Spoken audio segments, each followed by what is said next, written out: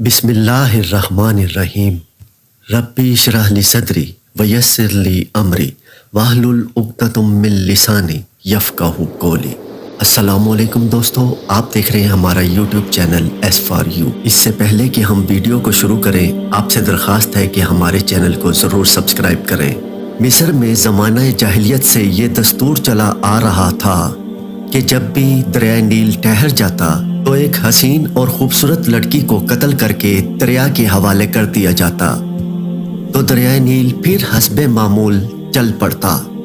حضرت عمر رضی اللہ تعالی عنہ کے دور خلافت میں جب مصر فتح ہوا، حضرت عمرو بن العاص رضی اللہ تعالی عنہ وہاں کے گورنر مقرر ہوئے تو اس وقت بھی حسب معمول دریائے نیل کی روانی ختم ہو گئی اور وہ ٹھہر گیا۔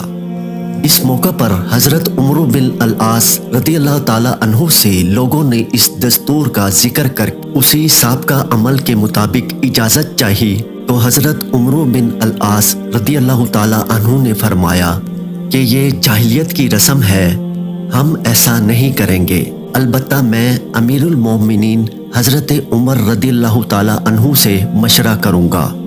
لہٰذا انہوں نے امیر المومنین حضرت عمر کو خط لکھا اور اس واقعے کی پوری تفصیل بیان کر کے مشورہ چاہا۔